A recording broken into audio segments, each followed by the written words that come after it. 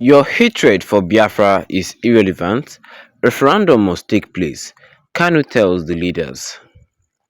Good morning, everyone, and thank you for tuning in and listening to this headline that we got to end this morning. As a headline for this morning says that your hatred for Biafra is irrelevant. Referendum must take place. Kanu tells leaders. Mazin Kanu, leader of the proscribed indigenous people of Biafra, IPOB, have declared that hatred for the realization of Biafra by some leaders in the southeast and south-south remain irrelevant.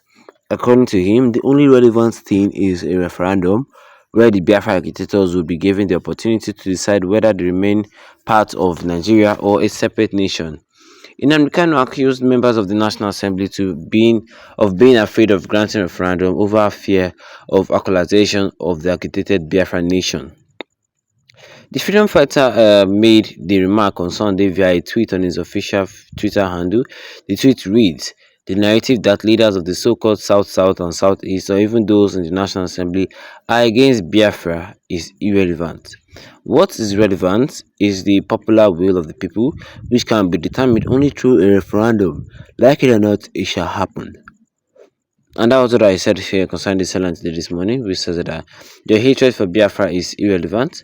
Referendum must take place, Kanu tells the leaders. And well, of course, yes, of course, you had it for me this morning. And if you want to subscribe, the best you can do right here, right now, is to tap that subscribe button here with notification bell so that anytime any new video, you'll be the first to get notified about it ASAP. Your hatred for Biafra is irrelevant, and the referendum must take place, Kanu tells the leaders.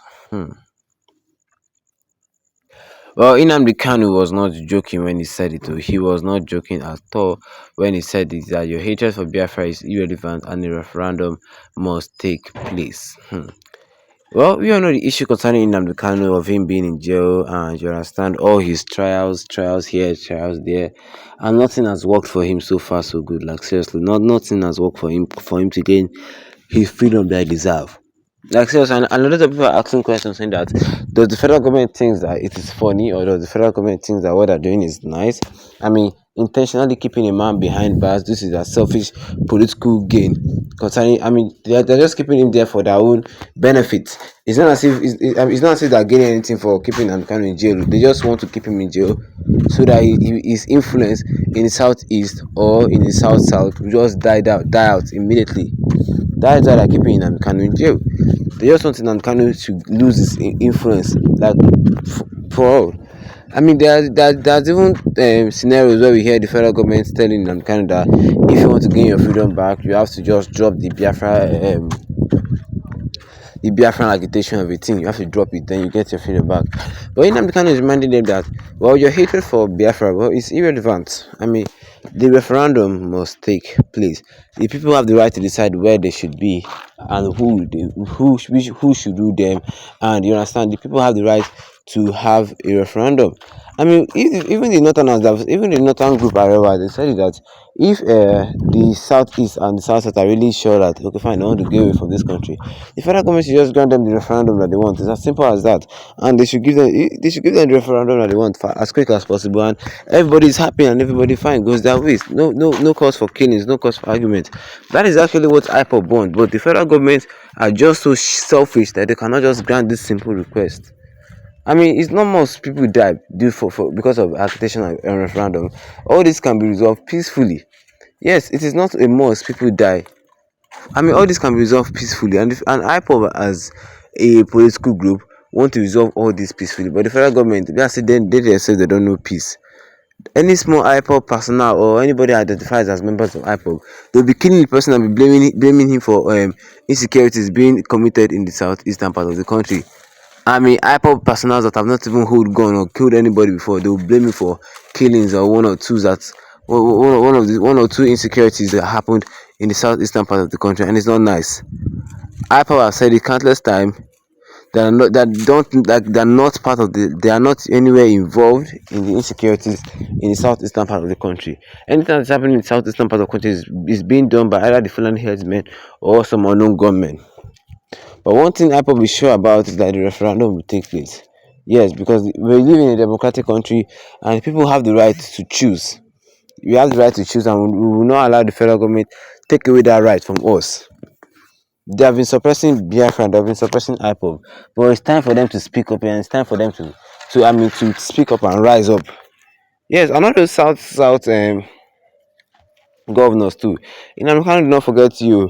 I mean, just because of you are governors of Southeast, instead of you to also use your as per se you are governor to bring peace, you people are the one also pushing for disbalance. I mean, for violence, bringing security personnel to be killing innocent Biafran personnel. I mean, is that solving the problem in the Southeast? No, it's not solving the problem in the Southeast. You are creating more problems for yourself. I probably creating more problem for you. The issue to solve all this is one. I mean, releasing Namikano first will first solve at least 70% of the problems that the Southeasterners have at this point in time. Yes, just that act of releasing Nnamdi Kanu has solved 70%. If the federal government do not know, let me just brief them. Yes, if the federal government do not know, let me just brief them. Solving, I mean, just like releasing Nnamdi Kanu, 70, you have solved like 70% of that problem. Right now, but the federal government, they're just like, they don't just care. They don't just care at all. They don't just care at all. What do you guys think? Tell me, what do you guys think? Drop a comment in the comment section. Don't forget to leave a like on this video. Then tap the subscribe button. Yes, big on, because this is the issue that everybody should talk about. This is the issue that it is one of the, it is most talked about when it comes to Nigerian news. The is in Kanu and Biafra routine. Yes, it is something that we all need to dig them talk about, because it is already getting. Will I say the case has already gotten far? That is what I would say. The matter don't to go far. Everything that Nnamdi Kanu does just for him to get his freedom is being suppressed by the Nigerian government. Then how do you expect this man to ever get freedom? He can't get his freedom if the Nigerian government are changing the law just for it to just suppress Nnamdi Kanu's freedom and to keeping him in a prolonged detention. Then why is he going to court for? What do you guys think? Tell me, drop a comment in the comment section. Don't forget to leave a like on this video. Then tap the subscribe button, yes, be good on with the notification bell, so that anytime I have any new video, you'll be the first to get notified about it. Once again, thank you for tuning in and have a wonderful day ahead of you.